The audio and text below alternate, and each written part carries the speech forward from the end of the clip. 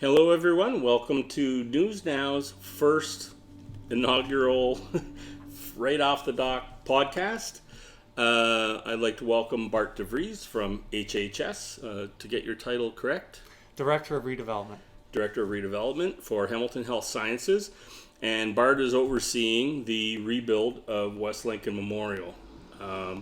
We've got the new rendering released last week of an aerial view of the new facility, and that's certainly the prime topic of this first podcast, and completely by design. I was hoping this would dovetail, and there's nothing more deserving in terms of being a first topic. And we've been waiting to do this since about Christmas.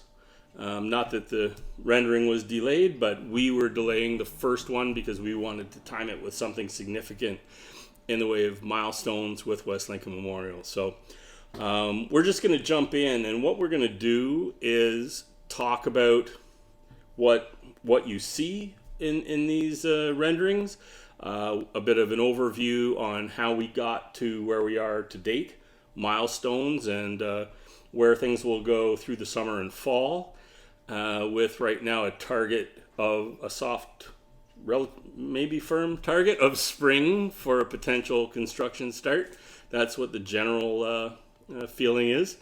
But we're just going to roll through mainly design components. Bart has a floor plan, a sketch that he'll also be showing, and we're just going to talk about some detail. So, Bart, one thing I was wondering if you could do to start this is maybe just to show on this site where the current facility is, because this is the same site on Main Street East, and certainly unrecognizable to today. But maybe if you could just explain where the building is. Is this the current parking lot resurfaced? That kind of thing, to give people some perspective. Sure, yeah, and actually now that I've had a few conversations about this, I realize that for me it's easy to envision where the current hospital is because I've seen the progression of this to this point. But it'd be great to have a little shadow image of the existing hospital on this plan as well, for illustration purposes. It's not there for good reason, I guess, but yeah, essentially the existing hospital is basically tucked right around in here. In fact, if you overlay the existing hospital on this plan, the cornerstone of the building, 1948, the date on that, lines up somewhere right here in the main entrance, actually. So you have the front of the building, and then the emergency department is kind of right here where we've got this roundabout area now, and kind of extending over to about over here. The existing parking, as you said, Mike, is right here, and will be maintained, although, as you can see here, significantly reworked. Redesigned, yeah. So, and my understanding is this will still be fully operational while the other is being built in the backyard, essentially. That's right, yeah, and it's a bit of a challenge. I've explained that this is a little bit like working downtown Toronto, around existing buildings. If you go to put a new tower in downtown Toronto, you're working right up against other buildings and properties. This is somewhat similar in a lot of respects. So, yes, this is going to be tucked right in and around that while we maintain the full operations of the existing hospital. The only thing that is contemplated to be affected during construction is the link that we currently have between the hospital and Deer Park Villa. There's an at-grade hallway corridor linking the two, where our nutrition services, our food services, comes out of the Deer Park building. So we have to bring them back into the old building temporarily while we're constructing this. They will have new space in the new building, according to the plans, and that's why we have to do it that way. So, but yes, otherwise there's no impact to the operations from what's going on inside the hospital. And there is no phasing. It's all planned to be built in one phase and not move half of them in, half the program services in, and then do another phase of construction. And then the other half. It's kind of a one-shot deal, which is nice. I'm not sure. It's not square footage, isn't what I mean. The footprint, the square footage of the footprint of the new build can compared to the existing. How much larger is just like not overall square footage, all floors added up, but how much Can you explain what Yeah, the size is? I don't have the exact numbers on it, but the new building is shown here is a smaller footprint than the Okay. existing, simply because the existing hospital is 1 to 2 stories, so a it's lot of really it, yeah. spread out. Whereas this is shown as a 4-story scheme, so it's more a vertical. Part of the reason I asked was with parking. This is certainly more decorative than the current parking. So I was just wondering if this allows for more parking, because that's always been an issue out there. Right. So we've looked at the parking requirements, and we did a parking study as well to help inform us as to what the future entails in terms of adequate amount of parking on site. So there is a slight increase contemplated, not significant. It's certainly not double or anything like that. There's not enough space for that, but we meet and exceed the required parking counts from the parking study, as well as the town's requirements for parking for a building of this nature. There's the requirements and the zoning for that we're exceeding as well. So there's currently, and again, this is an illustrative scheme. Sure. So right now we're showing about 200, I believe it's about 240 parking spots. Existing right now is about 210, 215. I think as long as there's not less. That's right. There will not be less. No. Good. So approximately 10% more, maybe a little bit more. You mentioned about the cornerstone or the date. Is there going to be like a little cairn or something? Maybe monument is too much, but is there going to be some historical recognition there, or is that too early to even think about that kind of thing? Window dressing. Yeah, we are thinking about those things. We have a couple of things that we want to reincorporate, I guess, because there's a lot of history with that building, that site, a lot of great memories, and it's some of those artifacts, bringing them and pulling them back into the new building in a way that really honors that history is really, really important to us to make sure that we achieve something desirable there. So we have a number of things and artifacts and what have you that we're looking at. The cornerstone certainly being one of those. It may be, for instance, repurposed into a landscape wall in this park area or something, where we construct kind of a seating height wall and have that cornerstone put back into it with a little plaque or something that says this was the original cornerstone. So if somebody saw it for the first time, they would know how it made its journey from where it currently is today to where we hope it will be in the future. There's the Wolverton Gates, which have historical significance as well. That's currently in the rear of the building that we want to repurpose somewhere on site. Then there's also the existing stone at the front entrance to the building, that reddish, I call it. I was going to ask about the little memorial stones in the garden, which is a very nice touch. I noticed that, the Florence Browns, Hazel and Ernie Barber, people like auxiliary volunteers that put in thousands of hours and dedicated to the hospital their entire lives. I notice those names when I go in. I don't know if there's that. That is again sort of a window dressing thing, but that certainly is somebody who's been covering and going to the hospital for 25 years. You notice those people that they make the place live. Right. Exactly. And honoring that memory is going to be very important. And the way we do it, of course, there's some challenges around some of that, like trees that were dedicated to people. It's impossible to transplant a large tree. So what do we do there? So we're in the process of inventorying some of those items, both inside the building and outside the building. And my hope is to strike a small committee in the coming month or two to say, what are we going to do with each one of these things? Can we repurpose it in a new building or on the new site? Or do we do something differently with it? Yeah. So kind of exciting, though, to have those things to work with. It's what makes projects a little different, right? Yeah, we have a lot of that here, and it's nice. Well, that's it's a nice the heart problem of it, to have, and that's what's always made this facility different. I remember going back to the public meetings that HHS held at the senior center, I want to say 8 or 9 years ago, and they did them all across HHS when they were doing, I'm going to forget the name of that study that they did, but it was to develop their future modeling. And I remember speaking with Rob McIsaac and several other people from HHS, because it was standing room only. You couldn't get in. They were lined up out the door. And, when they would have something in Ancaster or Hamilton Mountain, they'd have 20, 30 people. They were astounded at the interest and the dedication that people have. And it's through those things that you're talking about that, like I said, it is the heart of the facility. Yeah, for sure. And I love that aspect of this project because that's really a unique part about it. I love the passion that comes through with people that are engaged in or stakeholders in the project from the community here. It's really neat to see. So, Very good. yeah, we were certainly paying attention to those things as well. At the end of the day, it's those soft, intangible things too that really make this project matter. Yeah. So this you mentioned is sort of a educated guess of the future. Is that a fair? Because it can change. It can. So maybe if you could just describe exactly what this is, given the point in time of the process, and maybe give a little milestone run up to how we got here. Yeah.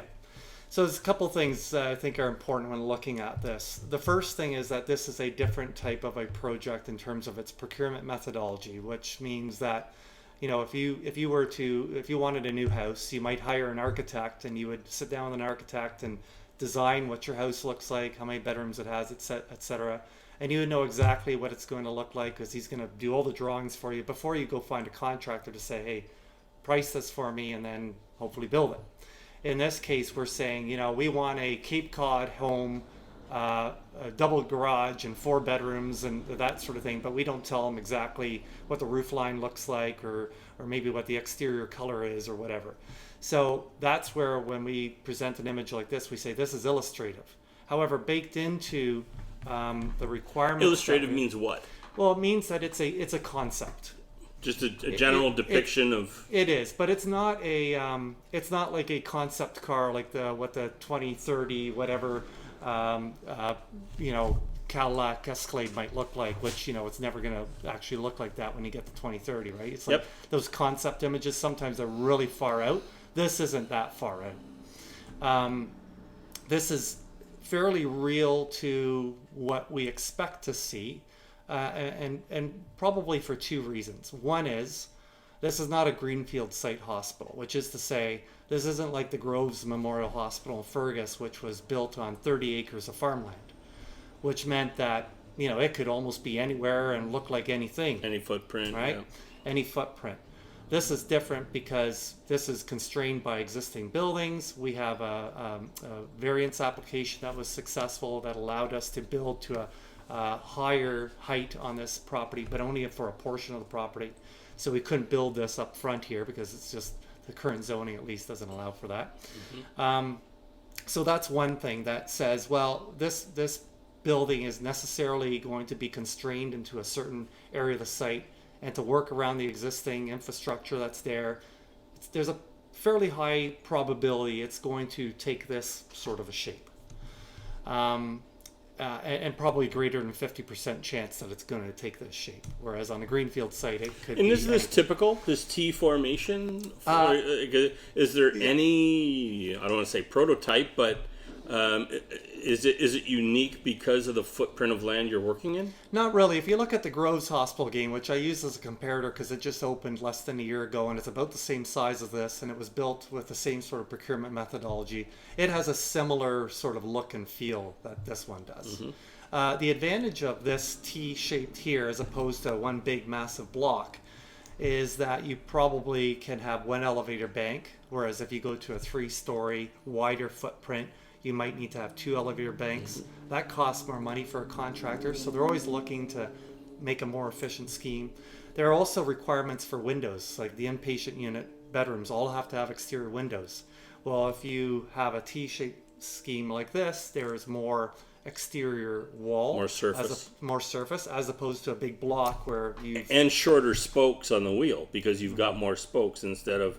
Like if you're centralized with an elevator, instead of going 2 directions, by going 3, you make it a shorter distance from end to end. Exactly, and things like foundation costs. But these are all things that the contractor at the end of the day looks at and says, I can meet your requirements this way, which could be like this, or I could meet your requirements this way, which looks like something quite different. The other thing, though, to pay attention to, I guess, when we look at something like this, is to say that this is not some artist going away and rendering this in the absence of any information from our required specifications, which is to say the amount of brick on this building, the amount of natural stone, the amount of curtain wall, the green roof that you see there. Those are things that are incorporated from our requirements. So we have requirements for the amount of glazing, exterior glazing, and we set a certain percentage and say to the project consortiums, you need to meet, whatever it is, 25% glazing requirements. And they can do that in different ways, but at the end of the day, a lot of those things also start to take this from an abstract concept to a more realistic concept. And that's why I wanted to talk about this today, because all the conversation going back to when I first came to town in the mid-90s, when the first rebuild was on the burner and the whole facility was off the burner, on the burner, back and forth for decades. This takes everything away from the abstract, and it's not something you can hold yet, but you can absolutely see it. And that's why I'm just like, this is great. This is great. So this is a big putting green on the roof here. This is, we'll have a mini putt to keep people, when they're waiting for their babies to be born. Well, it's one of those things where when you've got exposed roof surfaces that can be seen from patient windows, even offices or whatever the case might be, to look at a tar and gravel, roof surface is not very appealing.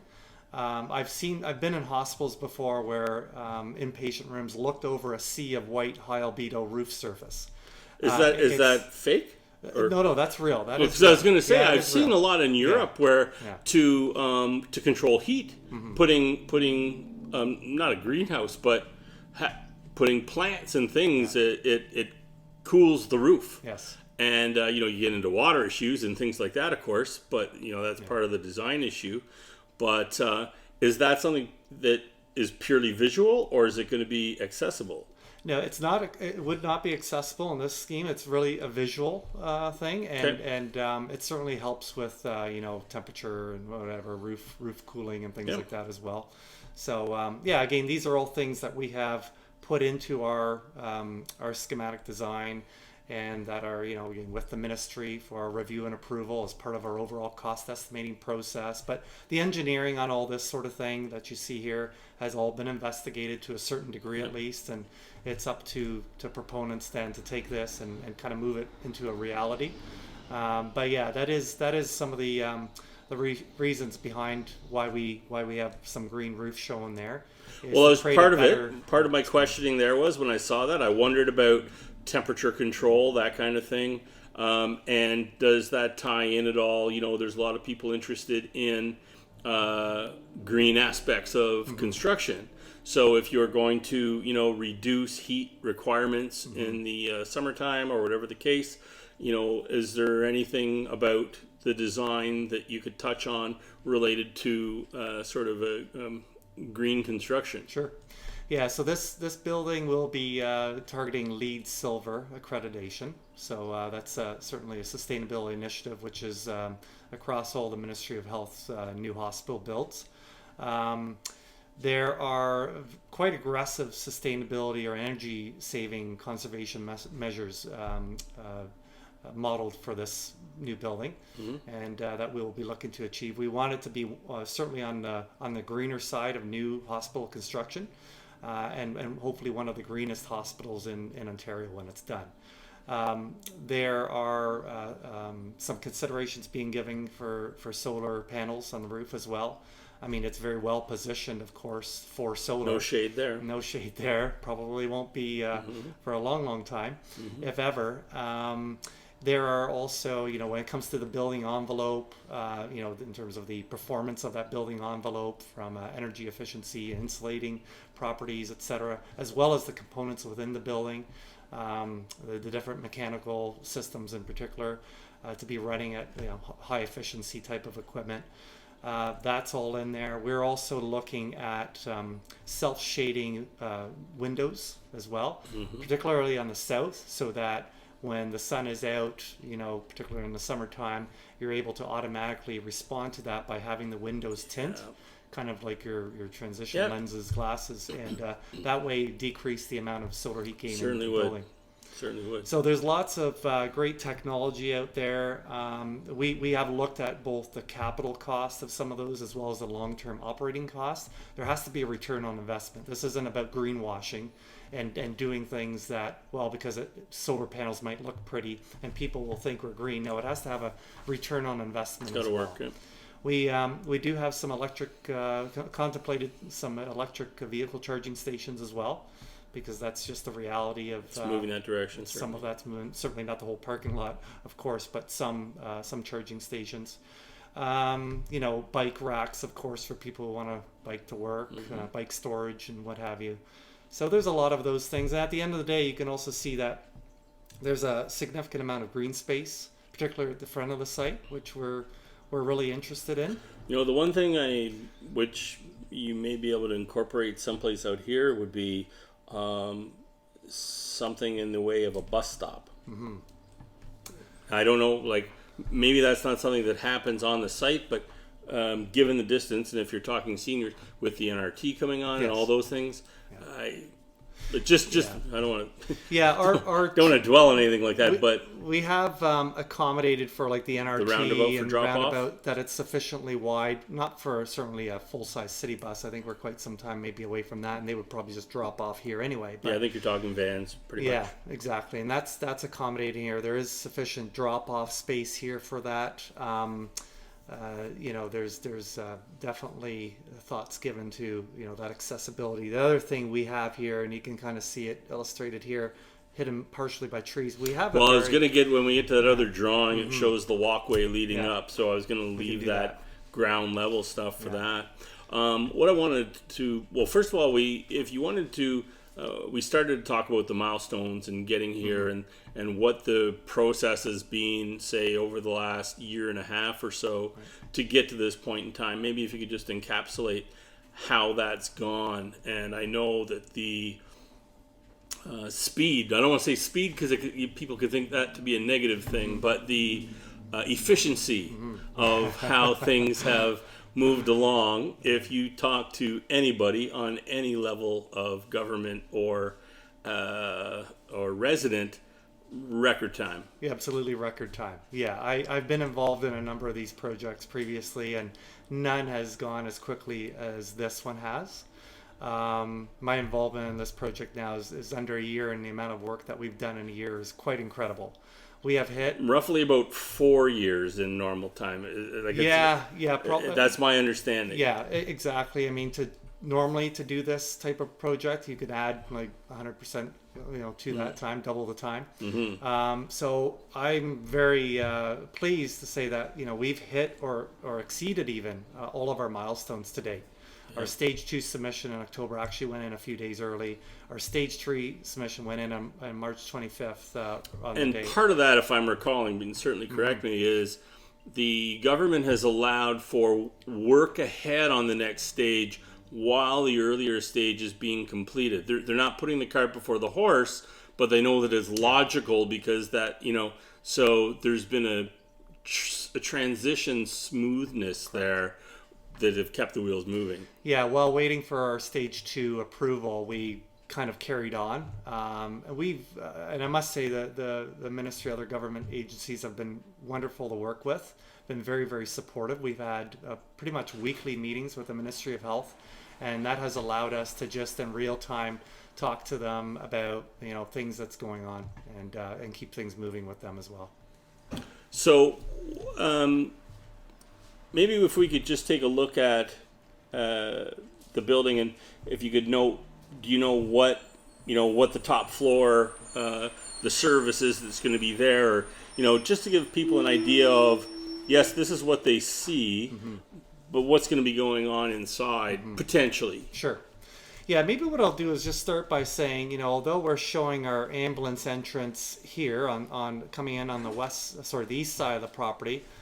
Again, we have to keep in mind this could flip around and be shown differently. So this is just, again, on the basis of this illustrative concept. That's right. We do have the ambulance, we have an actual ambulance garage, so covered climate controlled environment for. So they could work out of there, Yeah, there's a capacity for 2 ambulances in that garage. Oh, that's great. So in the winter they can close the doors and then patients can be taken out, and not the wind whipping around, snow whipping around. That's not going to be a factor. As it does on that laneway. As it does. Yes. Been there a couple times. And thankfully it's not going to be on any sort of a crazy hill anymore either. Yeah. As we're walking to the emerge.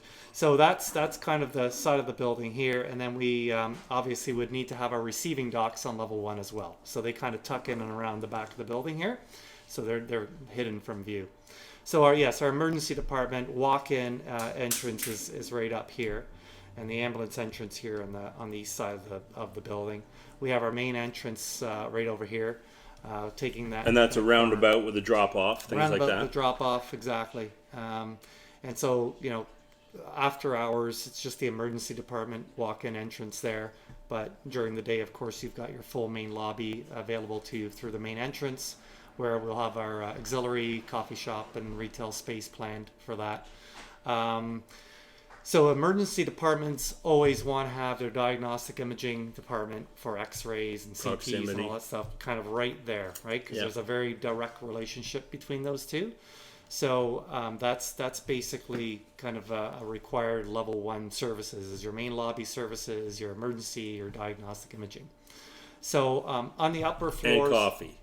And coffee. Very important. Yes. And we do have an outdoor patio space as well that will take that nice day traffic out of the building, and they can sit there, and which is great for everybody as well.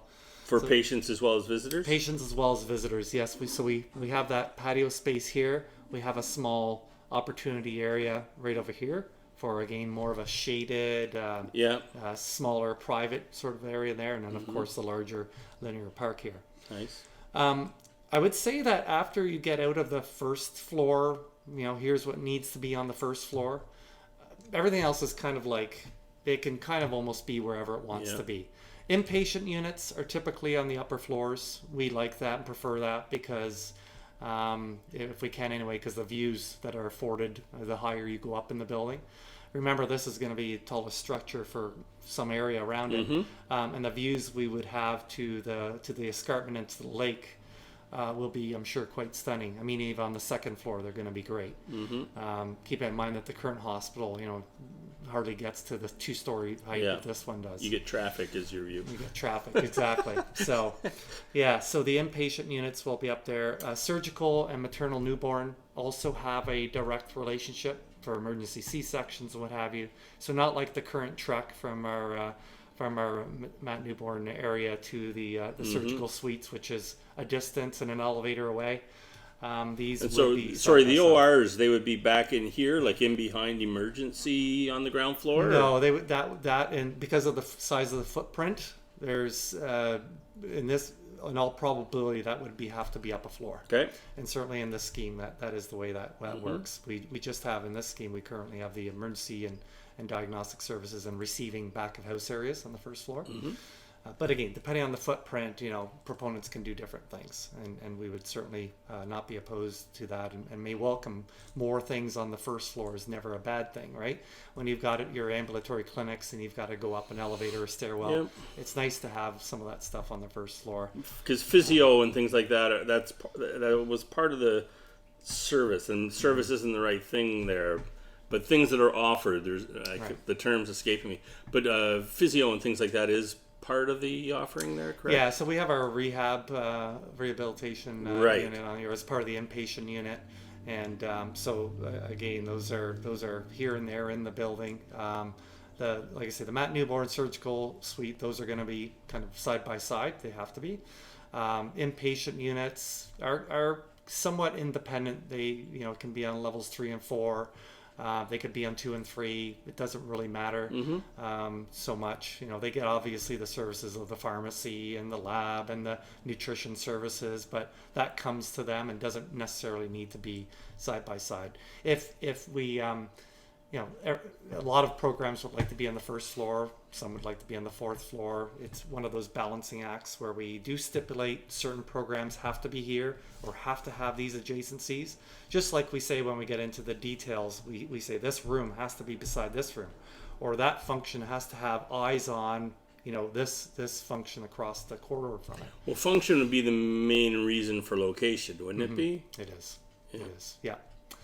Yeah. But there's also the there's of course a truck that needs to be made, of course, when you're going from one service to another. Sure.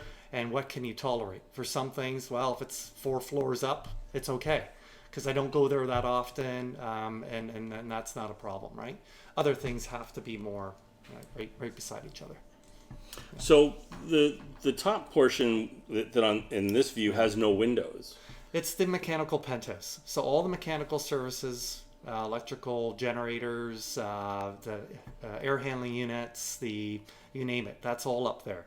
It's kind of interesting because the current hospital has really no mechanical penthouse, right? It's all spread out through the basement. Spread out through a basement, and the systems are pretty. I'm sure small, the engineers are they're the most excited people to see this. Having dealt with many of the fellows I happen to be dealing with over the years, and just the yarn and strings and elastic and measures that the crew have and the time they've put in to make the place hold together. Well, talk about your unsung heroes. Right. Those people have really done a job. And think about all the window shakers, air conditioning units sticking out of the windows now, and are put in every early summer and taken out late fall.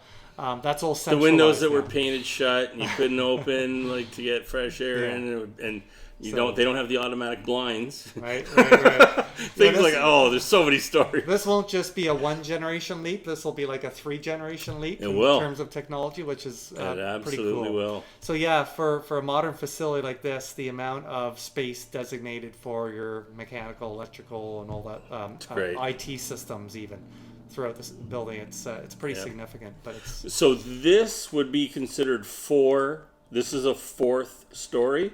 And this here would be 3? So this would be the 5th story, although it's not a true story because it's set back. It's not the full... Understand. Understand. So we are currently showing a 4-story scheme plus a mechanical penthouse. Right. Yeah. So you're mentioning about different... I'll use the word services, but it's not services. The features that are included, when we were talking about physio and OR and obstetrics and things like that, and how they fit. Just another aside, I know that the auxiliary has their little office at the front entrance. Do you know, is that type of detail gone into things? Would the auxiliary have a ever so small and humble home, or how does that type of detail roll out? So we have the services of a specialty consultant called a functional programmer, and what they do is they look at our existing spaces, they look at our future services and how those might change. The employee counts, increases in employees, obviously. The beds increase, staffing changes, increases, and what have you. They take a look at all that stuff, and they take a look at things like what surgeries are going to be done in the new hospital. And what they do is they program or plan the appropriate spaces for all that, including the auxiliary, including surgical. And they take a look at, how many volunteers the auxiliary has and say, well, okay, based on that many, you need a space to handle that. That's got to be this big. And, you need a little storage room. You need a reception area. You need a little table and chairs for your meetings or your interviews that you have. So all those spaces get programmed as part of that functional program. Right down to every little nitty gritty element that has to be in here.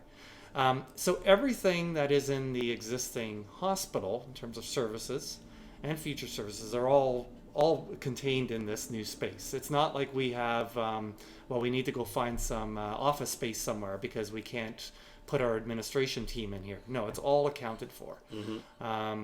Everything from the foundation to the auxiliary to obviously your clinical services, your back of house, your facilities maintenance shop. You name it, it's all part and parcel of this fully functioning hospital. Very good. So, just on the overall point in time, and we'll get to the forward thinking. Where are we going from here? What's going to happen? think are we at the stage where they're getting the qualifying bidders, or has that been finalized? Oh, we'll get to that. Yeah. But I just wanted to go to some of the more intangibles we talked about, because you're born and raised in the area, and we had talked about that, and you see where things are, and you're coming at it from a unique perspective for a lot of people that would get to plan and be on the inside of working on something like this, because this is essentially your first home, Yeah, right? That's right. so just if you could just talk about that from your own personal perspective, being able to work on a project like this. Yeah, it's pretty awesome. It's really my dream job. I've been involved in healthcare redevelopment projects for 18 years. I've done many projects across Canada. I've had my hand in them in some way, shape, or form. But this is really, it's tailor-made for me. I get this. I'm passionate about it to the nth degree, because this is right in my community. I live just down the street. I walk to this site. I was born here. My children were born here. My wife wasn't. We'll let her off the hook for that, though. So it's and I realized too that this is such a big part of this community. It's kind of our hallmark, right? The world revolves around it in does. So many ways. Yeah. So I feel very, very honored to be a part of that and to deliver something to the community in this way. Yeah. And I love that this is just a good news story. People are excited about this. I know they've waited a long time. They're going to get more excited, right. let me tell you. And that's, again, why I wanted this to be first up, because, going back to the mid-'90s when I first came in here was right around the talk when it was going to be rebuilt the first time. And then it was on the chopping block in fall of 96. And then February of 97 was when we had the big demonstration with, arguably 14 or 15,000 people on one of the coldest nights I could ever remember being in town at GSS. That was a pretty amazing experience, standing on the rooftop of GSS shooting pictures of the people spread out over the football field, and just to see where it's come to today is exciting. It's exciting. It's very exciting. It's hard to believe it's been 25 years almost, right? But you look back and you go, I hope at the end of the day we can say it was worth the wait, because what we got now, or what we're going to get now, is going to be, like I say, it's the latest and greatest. It incorporates everything that this community needs, and so it's a pretty thrilling ride to be on. And I love that this is pretty fast paced too. Nothing's it just keeps going. It keeps going. And just a point to make, because we won't get into any of the peripheral issues. And nobody is at times been harder on HHS than myself, but they're really delivering a first-class facility here and getting things done with the provincial government that people didn't even expect. Again, going back to, we talked initially about the initial footprint of the hospital and how different this is, and the volumes turned way up. And done in record time. Like, there's so many things that are just remarkable about what's happened in the last couple of years that, the community has been intensely skeptical at times for very good reason. To come back from life support twice is remarkable. And to see this is remarkable. So I just thought I would give my friends at HHS a little plug there, because, they're getting it done. Yeah, and of course, we don't know what the future holds, but everything looks really, really good. And just remind everybody, we've never been anywhere close to this far down this road before. That's it. And we're so close to, going out to tender for this thing. And so let's talk about that. We touched on the process, where things are now with, I know that the process was put out with the various requirements, and maybe just put up that footprint there, because we haven't done that. Just put it right over top. Sure.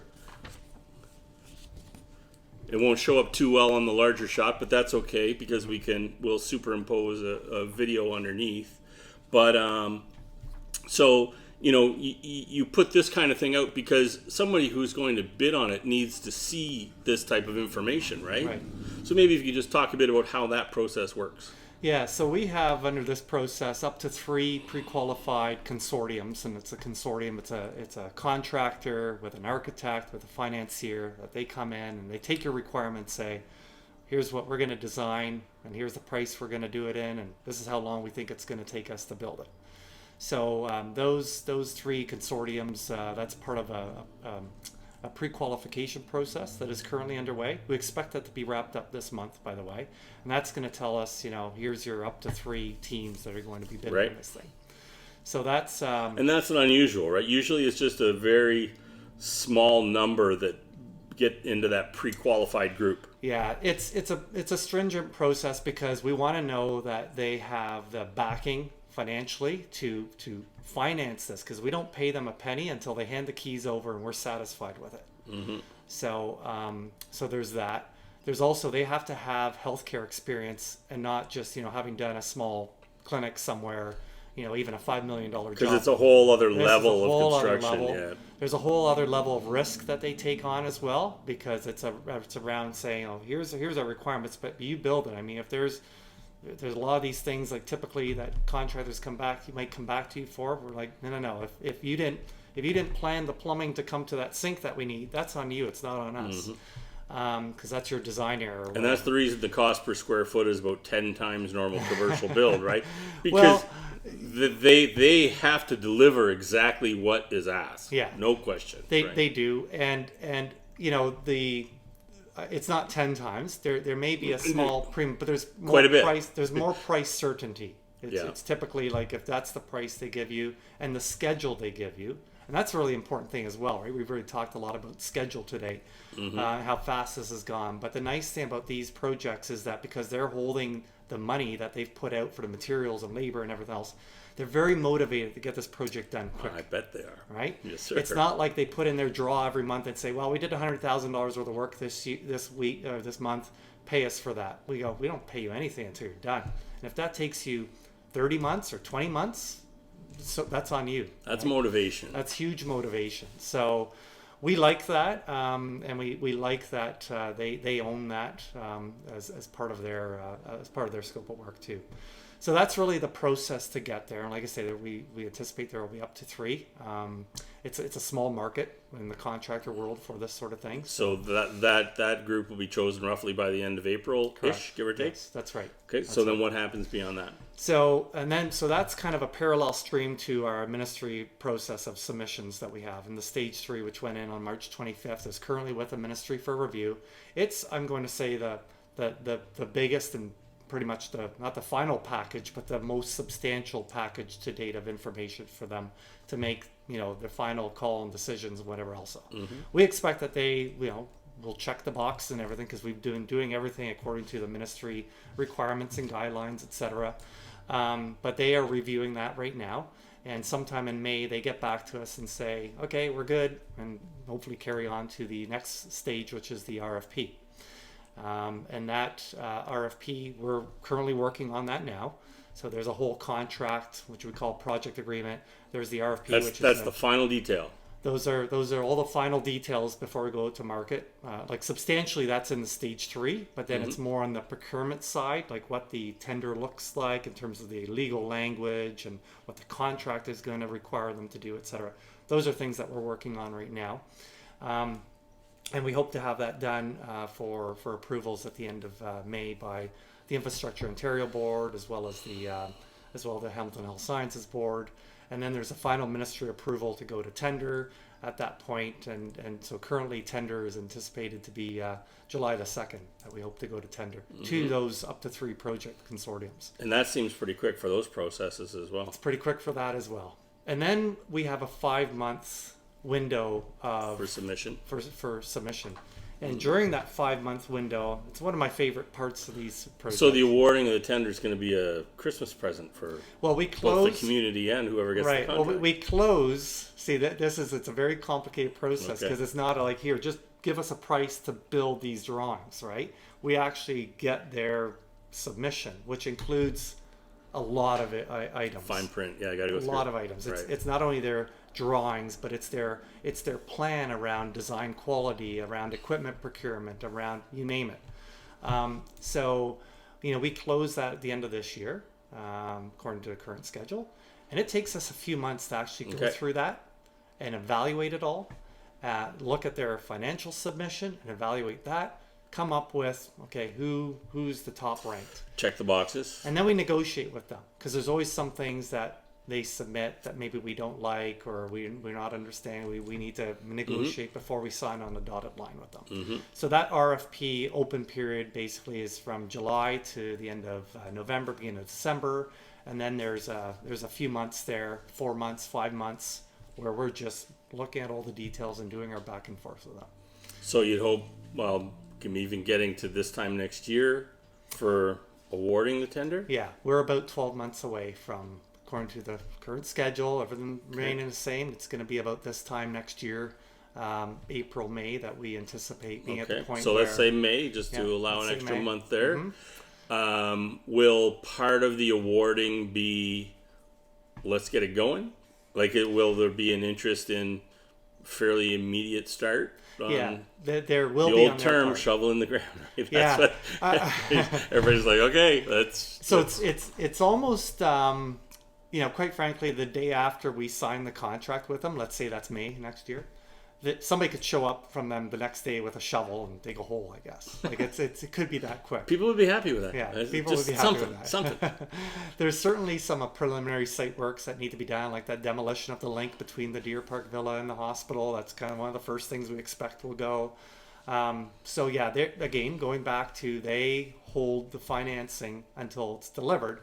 They're very motivated and incentivized to get a shovel in the ground as quickly as they can. Now, to do that, they have to make sure, because the foundation's going first, they have to make sure that the footprint is ready to go. They have got to get some permits, their foundation permit. They have to get their final site plan approvals and all that. So it usually doesn't happen quite that quick as the next day, but it happens pretty quick. Like, they won't waste any time. They will just, get moving on things within days or week. They'll put their hoarding up and they will do their final, whatever negotiations and stuff they have to do with their tradesmen and what have you too during that time.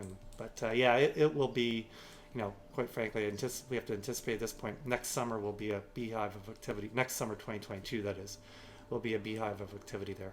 Good. Is there anything else you can think of that you want to touch on that we haven't gotten to? I know I was just going to mention a very simple overview, because honestly it'll be the subject of a subsequent discussion entirely with Andrew Smith, who's chairing the fundraising committee, dealing with I know they're working through the I don't know if corporate phase is the right term, but sort of a private donor situation on their agenda, and they'll be working through to a community aspect later in the summer, and I'll be following up with them on that.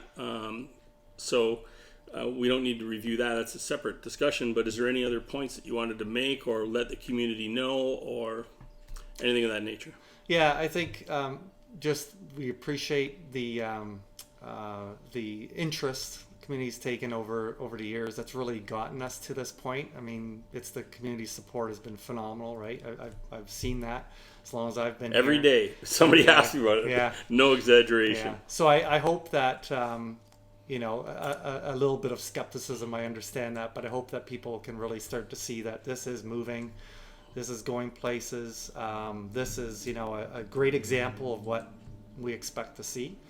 I think I want to point out too, just this linear park here at the front, and it's a little bit of the project's way of giving back to the community to say, we have some extra space here. Sure, we could pave it over and have more car parking there, but to animate Main Street in this way and create, like, there's seating and there's pathways through here. It certainly softens it, right? It softens You're taking an institution, an important institution, but it certainly puts a nice green, soft entrance to it. Very nice. The other thing we've done here is along the west side of the property here. We've basically tried to, or helped to link from Central to Main Street. because we know that there's a lot of people that walk through there, because Linwood on the east, and then really it's not until you get to well, not even Nellis. Wentworth so much, Nellis, that you actually have a thoroughfare there, right? Linwood doesn't have a sidewalk either. So what we've done here is developed, that nice path of travel, which kind of cuts between That's very Nellis nice. and Linwood. Well, certainly if people are coming to Shoppers Drug Mart or any of the businesses in the mall there adjacent, that's great. Yeah, so we've really tried to keep make this community friendly. And this is McNally House in the back, just for perspective. Right up here, that's correct, and then this is Deer Park, which is off Central. Right, that's right. So we were just talking. You'd mentioned about the walkway front to back, and that this was McNally House in the back with a proximity to Deer Park, just to give people a bit of a perspective on how it sits. So it, I think we've covered the ground. We've covered future milestones, inside, outside, the front. Is there anything else you want to mention? No, I just want to say that it's been a really great year, for us on this project. Things have been moving along really well. We expect that to continue, of course. It's glad to see that we have something to present to the community. This is really the first major update, I'm going to say, as to this development in a long, long time. And certainly the first visual one. First visual one, exactly. And the good news is that we have lots of major milestones coming up. Between the Project Co shortlist or pre-qualified list this month, RFP and ministry approvals, and an RFP that we're anticipating in the coming months. The next year or so, there's a lot of really great milestones hopefully being achieved on this project that we can all share in as well. That's great. And just want to thank the community for the support as well. It's great to see feedback that we're getting on some of the articles and things that we're posting and sharing and what have you. People are excited, and I think they should be. Very. I agree. All right. Well, thanks for your time, Bart. Thank you. So I hope you found this first foray into podcast world informative. We're hoping to do this weekly. And it'll be live on the link on our website will be up on Thursdays at 6:00 each week is the plan. We understand that another level of lockdown could be coming tomorrow, so we're trying to figure out how we can possibly do it by Zoom as opposed to in person. It'll be just another curveball coming down the pipe, but we hope to be dealing with everything from economic development issues. We'll have personality profiles, people doing neat things in the community. If anybody has any ideas that they'd like to see something more in-depth and in discussion-oriented format, feel free to email me at mike@wn3.ca, and we'll see what we can work into the schedule. I'm positive that Bart will be back as we go down the road here. And as I mentioned, we will be working with the folks who are working on the local fundraising aspect later when the timing is right for their programs. And we're looking forward to number 2 next week. Thanks very much. And thank you, Bart. Thank you, Mike.